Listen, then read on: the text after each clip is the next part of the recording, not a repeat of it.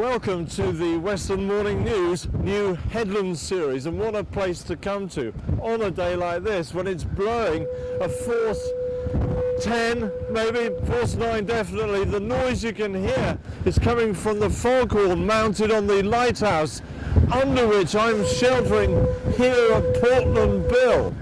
And as you can see, the wind is extreme. In fact, it is dangerous. Very dangerous. There's a man there just literally being blown away. It's a bit hairy, as we'll see when we go out to the end.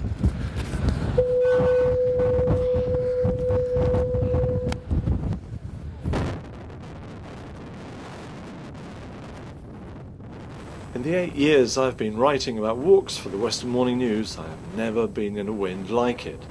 There is something exhilarating about being in such conditions. I love the wildness of it all, and can but admire the seabirds that glide over such mountainous seas. This couple were having a much harder time on their day visit to Portland from the seagulls. For nearly 300 years the lighthouse has stood hereabouts. There have been 3 altogether, not only to guide vessels heading into Portland and Weymouth, but also as an important waymark for vessels navigating in the English Channel, warning mariners of the hazardous Shambles Bank lying 3 miles offshore.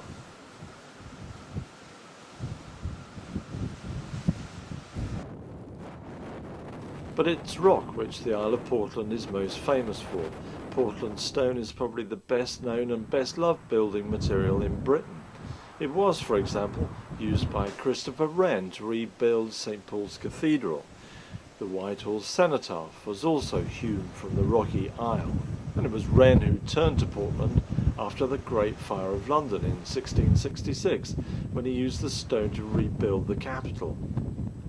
More than 6 million tons of it were shipped from piers like this one on the east side of the island.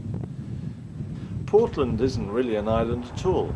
Reaching it by land takes you across the causeway that is formed by the giant pebble ridge of Chesil Beach. Basically, the Isle of Portland is one massive block of limestone that juts 4.5 miles out into the channel. It's 3/4 of a mile wide and rises to a height of just over 400 feet. Easy to defend, it has been inhabited for a very long time.